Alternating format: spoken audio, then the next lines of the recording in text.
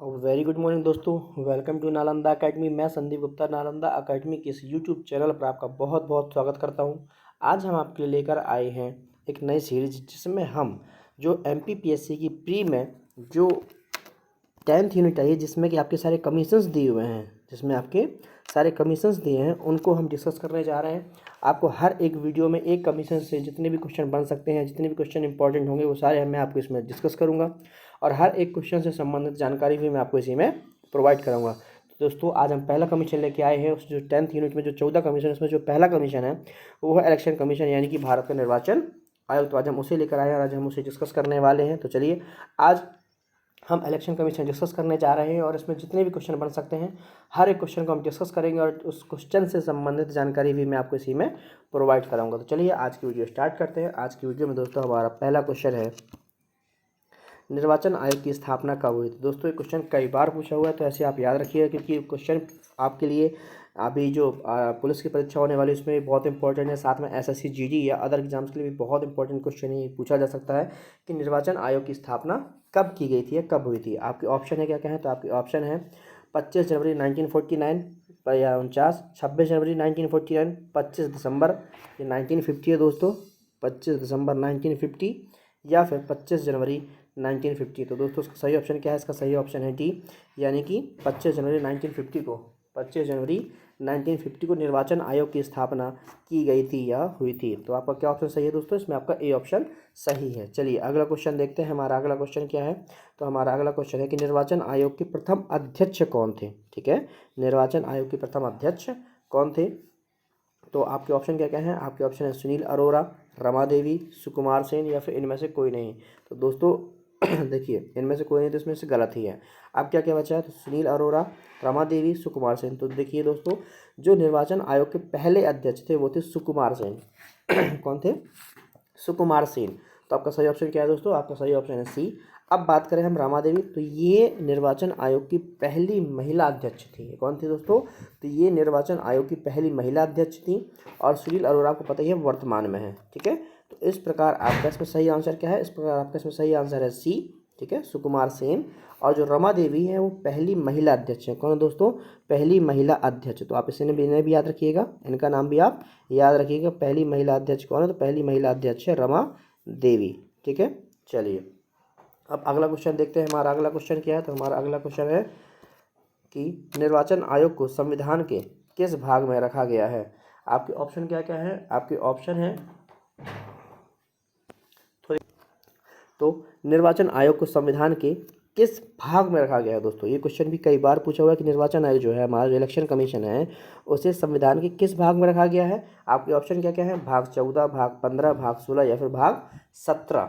तो दोस्तों इसका सही ऑप्शन क्या है? आपका सही ऑप्शन है बी, यानी कि भाग 15। तो भाग 15 में जो है निर्वाचन आयोग को रखा गया है, जो इलेक्शन कमीशन है उसे के संविधान के भाग 15 में रखा गया है। और आपको आर्टिकल बता दें कि आर्टिकल क्या है, तो आपको पता ही होगा दोस्तों कि अनुच्छेद 324 से लेकर, कहाँ से लेकर? अनुच्छेद 324 से लेकर 329 तक। ठीक है, अनुच्छेद 324 से लेकर 329 तक, यानी कि जो 6 आर्टिकल है ना आपके 24, 25, 26, 27, 28 और 29, ये जो 6 आर्टिकल हैं, ये जो 6 अनुच्छेद हैं, इनमें निर्वाचन आयोग के बारे में वर्णन किया गया है। क्या निर्वाचन आयोग क्या होगा, कैसी संरचना होगी, क्या उसके अधिकार होंगे, इन सब चीज़ों के बारे में इस आर्टिकल्स में बताया गया है। और भाग 15, ठीक है, तो भाग 15 आर्टिकल 324 लेकर 329 तक में निर्वाचन आयोग यानी कि इलेक्शन कमीशन ऑफ इंडिया की बात कही गई है। ठीक है दोस्तों, इलेक्शन कमीशन ऑफ इंडिया, ये ECI। ठीक है, यदि आप इसकी वेबसाइट देखेंगे तो ECI.gov.in इसकी ऑफिशियल वेबसाइट है। चलिए अगला क्वेश्चन देखते हैं। और दोस्तों इससे पहले यदि आपने अब तक हमारे चैनल को सब्सक्राइब नहीं किया है तो इसे प्लीज़ सब्सक्राइब कर दें, साथ ही बेल आइकन दबा दें ताकि कोई भी वीडियो आपसे मिस ना होने पाए।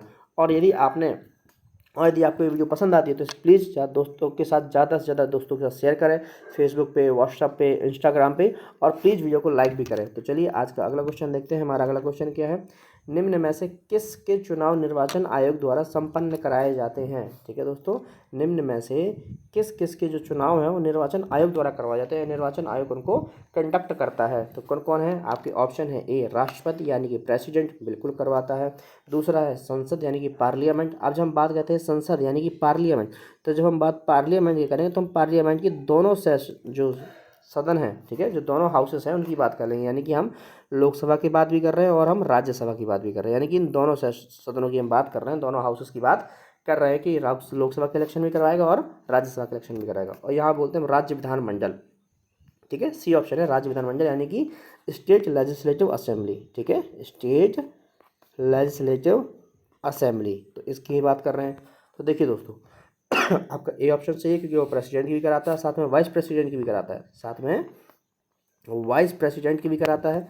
बी संसद भी सही है ना, पार्लियामेंट भी सही है, लोकसभा राज्यसभा। सी राज्य विधानमंडल, ये भी सही है। तो आपका सही ऑप्शन क्या होगा दोस्तों? आपका सही ऑप्शन होगा मेरा डी, यानी कि उपरोक्त सभी, इन सभी के जो है ना, ऑल ऑफ द अबव, यानी कि इन सभी के चुनाव निर्वाचन आयोग यानी कि इलेक्शन कमीशन के द्वारा संपन्न कराए जाते हैं। तो आपका क्या ऑप्शन सही हुआ? आपका डी ऑप्शन सही हुआ, क्योंकि इन सभी के चुनाव कौन कराता है? इन सभी के चुनाव इलेक्शन कमीशन ऑफ इंडिया संपन्न कराता है। चलिए अगला क्वेश्चन देखते हैं। हमारा अगला क्वेश्चन है, निर्वाचन आयोग को एक सदस्यीय की जगह 3 सदस्यीय कब बना दिया गया? ठीक है, निर्वाचन आयोग को एक सदस्यीय की जगह 3 सदस्यीय निकाय कब बनाया गया? तो दोस्तों हुआ क्या था कि जब निर्वाचन आयोग का गठन किया गया था संविधान के तहत, तब निर्वाचन आयोग एक सदस्यीय निकाय था, ठीक है, लेकिन बाद में फिर निर्वाचन आयोग को 3 सदस्यीय कर दिया गया। तो क्वेश्चन पूछ रहा है कि निर्वाचन आयोग को एक सदस्यीय से 3 सदस्यीय कब बनाया गया? आपके ऑप्शन क्या क्या है? तो आपके हम अपने ऑप्शन देख लेते हैं हमारे ऑप्शन क्या क्या है। तो दोस्तों देखिए आपके ऑप्शन है 1 अक्टूबर 1993, 1 अक्टूबर 1994, इसके बाद 2 अक्टूबर 1994 या फिर 2 अक्टूबर 1993। तो उसका सही ऑप्शन है दोस्तों ए, यानी कि 1 अक्टूबर 1993 को निर्वाचन आयोग को एक सदस्यीय से 3 सदस्यीय करा दिया गया या बना दिया गया। अब देखिए इसमें हुआ क्या था कि मूलतः जो है वो एक सदस्यीय था। जो निर्वाचन आयोग, जो हमारा इलेक्शन कमीशन है, वो मूलतः यानी कि शुरुआत से तो एक सदस्य ही था, ठीक है, एक सदस्य ही था, एक सदस्य इसमें बैठता था, जिसको हम निर्वाचन आयुक्त बोलते थे, ठीक है, जिसको हम क्या बोलते थे? निर्वाचन आयुक्त बोलते थे। उसके बाद क्या हुआ कि फिर 16 अक्टूबर 1989, कब? 16 अक्टूबर 1989 को इसे 3 सदस्यीय बना दिया गया। कितना? 3 सदस्यीय बना दिया गया, ठीक है, 3 सदस्यीय कर दिया गया। और उसके बाद फिर आप देखिए कि 1990 में, ठीक है, 1989 में बनाया गया 3 सदस्यीय, और फिर किन्हीं कारणों से 1990 यानी 1 साल बाद इसको वापस से 1 सदस्यीय कर दिया गया। कितना कर दिया गया? 1 सदस्यीय कर दिया गया, यानी वापस से इसमें 1 सदस्य को बना दिया गया 3 की जगह। और फिर वापस अगेन 3 साल बाद यानी कि 1 अक्टूबर 1993 को इसे 3 सदस्यीय बना दिया। कितना कर दिया गया? 3 सदस्यीय कर दिया गया। उसका रेशियो क्या रहेगा? तो उसका रेशियो रहेगा 1+2 का रेशियो। कैसा रहेगा दोस्तों? 1+2 का रेशियो, यानी कि एक मुख्य निर्वाचन आयुक्त होगा, ये क्या होगा? ये चीफ इलेक्शन कमीशन ऑफिसर होगा, और 2 अन्य आयुक्त होंगे, 2 अन्य आयुक्त होंगे। इस तरीके से कुछ इसे फॉर्म कर दिया गया। तो 1+2 का रेशियो करके अब इसे एक सदस्यीय की जगह 3 सदस्यीय बना दिया गया। तो कैसा था? पहले ये मूलतः एक सदस्यीय था, तो शुरुआत से लेके 1989 तक ये कैसा रहा? एक सदस्यीय रहा।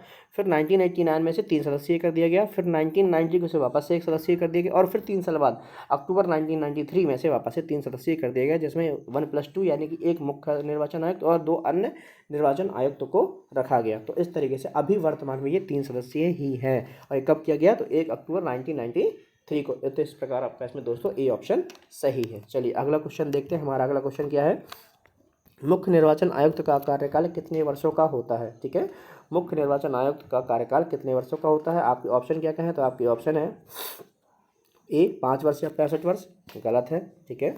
दूसरा 6 वर्ष या 65 वर्ष, ये सही है। तीसरा है 5 वर्ष या 62 वर्ष, ये भी गलत है। और हम एक बार देख लेते हैं 6 वर्ष या 65, ये भी गलत है। तो आपका सही ऑप्शन क्या हुआ? आपका सही ऑप्शन हुआ दोस्तों बी, 6 वर्ष या 65 वर्ष। यानी कि इसका सही तरीका क्या है? तो आप ये कह सकते हैं कि जो मुख्य निर्वाचन आयुक्त होता है, जो चीफ इलेक्शन कमीशन होता है, ठीक है, चीफ इलेक्शन कमीशन होता है, जो चीफ इलेक्शन कमीशन ऑफिसर होता है, जो उसका जो कार्यकाल होता है, उसका जो टाइम पीरियड होता है, उसका जो टेन्योर होता है, वो 6 वर्ष या 65 वर्ष तक होता है। यानी कि जो भी पहले हो जाए, ठीक है। यदि उसकी अपॉइंटमेंट मान लीजिए 62 वर्ष में हो गई है, ठीक है, तो अब वो 6 साल कार्य नहीं कर सकता, क्योंकि उसकी अपॉइंटमेंट 62 वर्ष में हुई है, उसके पास 3 साल ही कार्य करने के लिए, ठीक है। वो 3 साल यानी कि 65 वर्ष की उम्र तक ही कार्य कर पाएगा। लेकिन किसी की मान लीजिए 57 में या 56 साल में उसकी एज में उसका अपॉइंटमेंट इलेक्शन कमीशन में कर दिया गया है, तो इस कंडीशन में वो यहाँ पे अब 6 साल तक रहेगा, ठीक है। यदि 57 में हुई है तो यहाँ पे वो 63 साल तक रहेगा। जब वो 63 का होगा उसको यहाँ से निकाल दिया जाएगा, या उसको यहाँ से अब बाहर होना पड़ेगा, क्योंकि उसका टाइम पीरियड 6 साल का जो है वो पूरा हो गया है, ना कि अब ये 65 साल तक रहेगा, ठीक है। तो जो भी पहले हो जाए उस समय तक वो वहाँ पे रहता है। तो आपका सही आंसर होगा 6 वर्ष या फिर 65 वर्ष, ठीक है दोस्तों। तो इसका मैं आपका बी ऑप्शन एकदम सही है, 6 वर्ष या 65 वर्ष। चलिए अगला क्वेश्चन देखते हैं। हमारा अगला क्वेश्चन क्या है? निर्वाचन आयोग के आयुक्त को उसके पद से किस तरीके से हटाया जा सकता है। ठीक है, निर्वाचन आयोग यानी कि इलेक्शन कमीशन के जो आयुक्त होते हैं, चाहे वो मुख्य आयुक्त हो या अन्य आयुक्त, दोनों, ठीक है, 1+2 जो है, इन तीनों को ही किस तरीके से या किस प्रणाली के द्वारा उनके पद से हटाया जा सकता है। आपके ऑप्शन क्या क्या है? कदाचार, बिल्कुल। अच्छा, असक्षमता, बिल्कुल, या अक्षमता बोलते इसको, ठीक है, असक्षमता नहीं, अक्षमता, बिल्कुल, दोनों। तो जबकि दोनों ही सही है तो इसका सही ऑप्शन क्या हो जाएगा दोस्तों? जब इसमें दोनों ही सही है तो इसका सही ऑप्शन हो जाएगा सी, यानी कि दोनों, यानी कि बोथ। ठीक है, दोनों।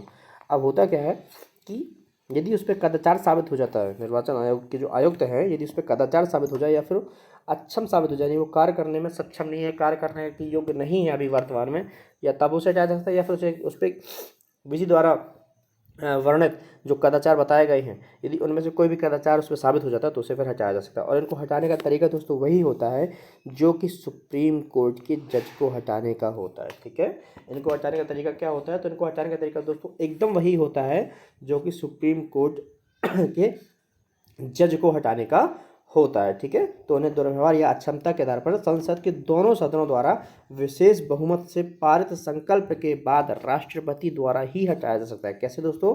तो उन्हें दुर्व्यवहार या अक्षमता के आधार पर संसद के दोनों सदनों द्वारा विशेष बहुमत से पारित संकल्प के बाद ही राष्ट्रपति द्वारा हटाया जा सकता है। ठीक है, अर्थात आप ये कह सकते हैं कि ये राष्ट्रपति के प्रसाद पर्यंत पद धारण नहीं करते। ठीक है, अर्थात ये राष्ट्रपति के प्रसाद पर्यंत पद धारण नहीं करते हैं। ठीक है, राष्ट्रपति के प्रसाद पर्यंत पद धारण नहीं करते हैं। क्लियर हुआ आपको ये चीज़? ठीक है, तो राष्ट्रपति के प्रसाद पर्यंत पद धारण नहीं करते हैं, और इस प्रकार आपका इसमें सी ऑप्शन दोस्तों सही था। चलिए अगला क्वेश्चन देखते हैं। हमारा अगला क्वेश्चन है, निर्वाचन आयोग किस प्रकार की संस्था है? आपके ऑप्शन है संवैधानिक, सांविधिक, कार्यकारी, या फिर इनमें से कोई भी नहीं। तो दोस्तों इसका सही ऑप्शन क्या है? इसका सही ऑप्शन है ए, यानी कि निर्वाचन आयोग जो इलेक्शन कमीशन है वो एक संवैधानिक संस्था, यानी कि एक कॉन्स्टिट्यूशनल बॉडी है। कैसी है? एक कॉन्स्टिट्यूशनल बॉडी है। ठीक है, कॉन्स्टिट्यूशनल बॉडी है, यानी कि एक संवैधानिक संस्था, ना कि सांविधिक यानी स्टैट्यूटरी। ठीक है, और कार्यकारी यानी कि सिर्फ वर्किंग या एग्जीक्यूटिव बॉडी नहीं, जैसे नीति आयोग, योजना आयोग, कैसी हैं? ये एक कार्यकारी बॉडी हैं जिनको कार्यकारी यानी सरकार ने उनको फॉर्म किया है जरूरत के हिसाब से। सांविधिक ऐसी बॉडियाँ होती हैं जिन्हें सरकार ने संसद के द्वारा, संसद से नियम पारित करके फॉर्म किया है, वो होती हैं सांविधिक। और जो संविधान में पहले से ही लिखी जो बॉडी, ऐसी बॉडी जो संविधान में ही वर्णित है या जिसको संविधान निर्माताओं ने ही उसमें बना दिया था, उसका वर्णन कर दिया था, प्रॉपर अनुच्छेद दिए गए हैं, जिसका अनुच्छेद है, तो वो कहलाएगी संवैधानिक। अब ऐसा आप समझ लीजिए कि जिस भी संस्था को किसी न किसी अनुच्छेद में वर्णन किया गया है, अनुच्छेद में उनके बारे में लिखा गया है, तो आप समझ लीजिए कि वो कौन सी होगी? वो संवैधानिक होगी। और जब कहा जाए कि इस एक्ट के तहत इतने में, या 1958 के तहत, इस एक्ट के तहत, जैसे कि मान लीजिए आपका SC/ST एक कमीशन हो गया, OBC कमीशन हो गया, तो ये क्या है? ये सारे एक्ट के तहत हैं, है ना? तो ये हो जाएंगे आपकी सांविधिक संस्था। और नीति आयोग हो गया, योजना आयोग हो गया, ये क्या थे? ये NGT हो गया, ये आपके कार्यकारी निकाय है, एग्जीक्यूटिव निकाय है, एग्जीक्यूटिव बॉडी है। क्यों? क्योंकि इनका निर्माण क्या है? तो इनका निर्माण जो है वो गवर्नमेंट ने जरूरत के हिसाब से खुद फॉर्म किया है। ठीक है, तो इस प्रकार में थोड़ा सा डिफरेंस होता है। तो आपका इसका सही ऑप्शन क्या था? इसका सही ऑप्शन था ए, संवैधानिक निकाय यानी कॉन्स्टिट्यूशनल बॉडी। चलिए अगला क्वेश्चन देखते हैं। हमारा अगला क्वेश्चन है कि निर्वाचन आयोग के कार्यों को कितनी श्रेणियों में बांटा जा सकता है? ठीक है, निर्वाचन आयोग के कार्यों को कितनी श्रेणियों में बांटा जा सकता है? आपकी ऑप्शन है प्रशासनिक, सलाहकारी, अर्धन्यायिक, या फिर इनमें से सभी। तो दोस्तों इसका सही ऑप्शन क्या होगा? तो प्रशासनिक है, बिल्कुल है प्रशासनिक। सलाहकारी है, बिल्कुल सलाहकारी भी है। अर्धन्यायिक है, बिल्कुल अर्धन्यायिक भी है। तो फिर सही ऑप्शन क्या होगा? तो डी इसका सही ऑप्शन होगा। सॉरी, हाँ, डी इसका सही होगा, ऑप्शन होगा कि इनमें से सभी में, यानी कि जो निर्वाचन आयोग है उसके कार्यों को 3 श्रेणियों में बांटा गया है, जिसमें प्रशासनिक होते हैं, सलाहकारी होते हैं और अर्धन्यायिक होते हैं। ठीक है, इन तीनों ही प्रकार के कार्यों को ये करता है। ठीक है, तीनों ही प्रकार के कार्यों को ये करता है। जैसे प्रशासनिक, जब इलेक्शन होते हैं तो ये पूरा मैनेजमेंट अपने हाथों में ले लेता है, उस राज्य का या फिर जगह का पूरा मैनेजमेंट इसके हाथ में होता है, प्रशासनिक कार्य कर रहा है। ठीक है, मान लीजिए इलेक्शन का टाइम आ रहा है, लेकिन किसी भी तरीके से ऐसा लग रहा है सरकार को या गवर्नमेंट को कि अभी इलेक्शन कराने का टाइम सही नहीं है, तो फिर वो इलेक्शन कमीशन से जाके डिस्कस कर सकता है। तो ये क्या हो गया? उस समय और उस वक्त उस चीज़ के संबंध में जो होता है वो इलेक्शन कमीशन सलाह देता है, तो क्या कोई सलाहकारी होगी, है ना? और अर्धन्यायिक, यदि आपने इलेक्शन में धोखाधड़ी करी है या कुछ भी करा है, या आपने आचार संहिता का, ठीक है, आपने आचार संहिता का उल्लंघन किया, तो उस कंडीशन में वो आपको दंड भी दे सकता है। तो इस प्रकार से वो क्या हो गया? वो अर्धन्यायिक हो गया। ठीक है दोस्तों, तो इस प्रकार आपका क्या हो गया? इस प्रकार आपका वो अर्धन्यायिक भी हो गया। तो आपका क्या ऑप्शन सही है? तो आपका डी ऑप्शन इसमें सही होगा। चलिए अगला क्वेश्चन देखते हैं। हमारा अगला क्वेश्चन क्या है? तो हमारा अगला क्वेश्चन देखते हैं। हमारा अगला क्वेश्चन क्या है, लोकसभा में पहली बार आचार संहिता का प्रयोग कौन से इलेक्शन में किया गया था? ठीक है, लोकसभा में आचार संहिता का प्रयोग पहली बार कौन से इलेक्शन में किया गया था?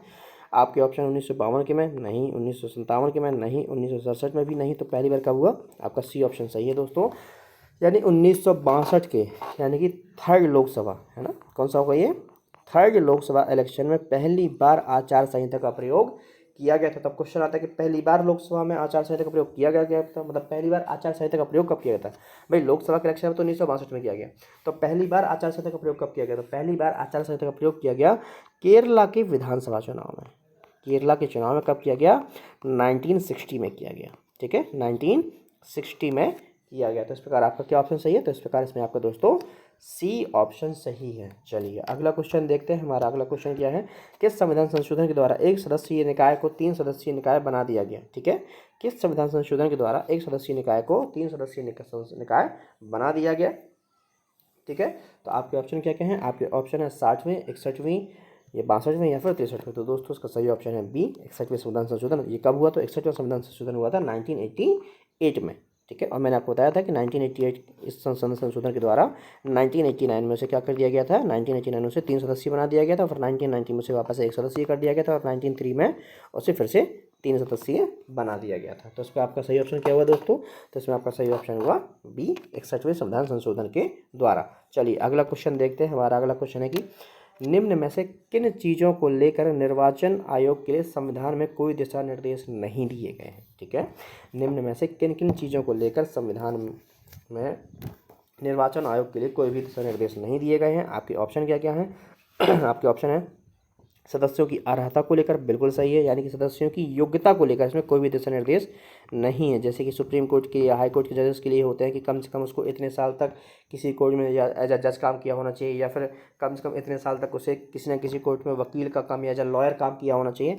ऐसा इसमें कुछ भी नहीं दिया गया कि उसे कम से कम कितने सालों तक कहाँ पे किस लेवल पे काम करना होगा। उनकी पदावधि को लेकर बिल्कुल यहाँ भी कोई काम नहीं दिया गया। जो अभी मैंने आपको 6 वर्ष या 65 वर्ष बताया, ये खुद संसद द्वारा बाद में डिसाइड किया गया है कि उनका कार्यकाल कितने वर्षों का होगा। संसद यानी कि राष्ट्रपति, आप कह सकते हो राष्ट्रपति द्वारा डिसाइड किया गया है। ठीक है, कि कितने वर्ष तक के कार्यकाल रहेंगे, उनके पदावधि को लेकर कोई भी कार्य डिसाइड नहीं किया गया। हाँ, ये लिखा गया है कि वो राष्ट्रपति के प्रसाद पर्यंत पद धारण नहीं करेंगे, यानी उन्हें उनके कार्यकाल की सुरक्षा प्रदान की गई है। कैसे? क्योंकि उन्हें पद से हटाने का तरीका उसमें बताया गया कि उन्हें पद से हटाने के लिए आपको ये सारी प्रोसेस फॉलो करनी होगी। इसका मतलब था कि उन्हें पद से हटाने इतना आसान नहीं होगा। ठीक है, और साथ ही वो राष्ट्रपति के प्रसाद पर्यंत भी पद धारण नहीं करते हैं। तो ये बात उसमें दी हुई थी। सेवानिवृत्ति के बाद अन्य नियुक्तियों पर बिल्कुल जी, ये बात भी उसमें नहीं दी हुई है कि सेवानिवृत्ति के बाद उनकी अन्य जगह पर नियुक्ति की जा सकती है या नहीं की जा सकती है। ठीक है, इस बात में भी कोई जिक्र नहीं किया गया। ये टोटली संसद के ऊपर है, यदि वो चाहे तो इस पर नियम बना सकती है या ना भी बनाए। तो अभी उनकी फिलहाल सेवानिवृत्त होने के बाद कहीं ना कहीं उनको अपॉइंट कर दिया जाता है। ठीक है, तो इस प्रकार आपका सही ऑप्शन क्या हुआ? इस प्रकार ऑप्शन सबका इसमें दोस्तों आपका सही ऑप्शन क्या हुआ? तो इसमें आपका सही ऑप्शन हुआ हमारा डी, यानी कि उपरोक्त सभी, यानी कि इन सभी चीज़ों को लेकर संविधान में निर्वाचन आयोग को लेकर कोई भी दिशा निर्देश नहीं दिया गया है, कोई भी जिक्र नहीं किया गया है। चलिए अगला क्वेश्चन देखते हैं। हमारा अगला क्वेश्चन क्या है, निर्वाचन आयोग की नियुक्ति कौन करता है? ये आपको पता ही होगा। निर्वाचन आयोग जो है उसकी नियुक्ति कौन करेगा? आपके ऑप्शन है राष्ट्रपति यानी कि प्रेसिडेंट, प्रधानमंत्री, प्राइम मिनिस्टर, उपराष्ट्रपति, वाइस प्रेसिडेंट, या फिर इनमें से कोई नहीं। ये डबल लग गया है। ठीक है, तो इनमें से कोई नहीं। तो आपका सही ऑप्शन क्या है दोस्तों? ए, राष्ट्रपति, यानी कि प्रेसिडेंट जो है हमारा, प्रेसिडेंट ऑफ इंडिया, वो इसकी नियुक्ति करते हैं। अब प्रेसिडेंट खुद से नहीं करता, आपको पता ही होगा, क्योंकि इसकी नियुक्ति को लेकर कोई भी उसमें जिक्र नहीं किया गया, कोई भी दिशा निर्देश नहीं दिए गए हैं। तो फिर क्या होता है कि जो प्रधानमंत्री की अध्यक्षता वाली जो कैबिनेट होती है, वो अपने हिसाब से किसी भी सीनियर ब्यूरोक्रेट्स का नाम चुनती है, और जिनको लगता है कि ये उसकी कैपेबल है, उसके लायक है, तो उसका वो नाम रेफ़र करती है, और उसी को फिर राष्ट्रपति जो है वो एज अ निर्वाचन आयोग नियुक्त कर देते हैं। ठीक है, तो यहाँ पे सब कोई वो भी नहीं है, जिक्र नहीं है, बस निर्वाचन आयोग जो है वो राष्ट्रपति के द्वारा चुन लिया जाता है। निर्वाचन आयोग की जो नियुक्ति है वो राष्ट्रपति द्वारा कर दी जाती है। तो इस प्रकार इसमें आपका ए ऑप्शन सही है। चलिए अगला क्वेश्चन देखते हैं कि अगला क्वेश्चन क्या है, निम्न में से कब परिसीमन आयोग का गठन किया गया? ठीक है, निम्न में से या इनमें से कब परिसीमन आयोग का गठन किया गया? 1962 में किया गया, बिल्कुल किया गया। 72 में बिल्कुल किया गया। 2002 में बिल्कुल किया गया। तो आपका देखिए सही ऑप्शन क्या हो जाएगा इसमें? ये तो आपको समझ में आएगा कि डी हो जाएगा, उपरोक्त सभी। अब हुआ कब? तो देखो 4 परिसीमन बनाए गए, डिलिमिटेशन कमीशन बनाया गया। एक बनाया गया 1952 में, एक बनाया गया 1962 में, एक बनाया गया 1972 में, और उसके बाद फिर एक बनाया गया 2002 में। ठीक है, अब हुआ कैसे? ये जब 51 की जनगणना हुई उसके बाद हुआ, ये 61 की जनगणना के बाद, 71 की जनगणना के बाद, और ये एक्चुअली 2001 की जनगणना, लेकिन हुआ क्या था कि यहाँ पे तो जनगणना के हिसाब से मॉडिफाई किया गया, लेकिन यहाँ पे क्या हुआ कि 72 में इंदिरा गांधी जी ने ये कर दिया कि अब जो ये सीटें हैं कितनी 545 से 550, वो सीटें 2000 तक एज इट इज रहेंगी। कब तक? 2000 तक एज इट इज रहेंगी, इनमें कोई बदलाव नहीं किया जाएगा। अब जब ये हो गया, 2001 में फिर से जनगणना हुई, 2001 में जनगणना हुई, 2002 में फिर डिलिमिटेशन कमीशन का गठन किया गया। और जब डिलिमिटेशन कमीशन का गठन हुआ तो इन्होंने फिर से बोला कि ठीक है 2026 तक, कब तक दोस्तों?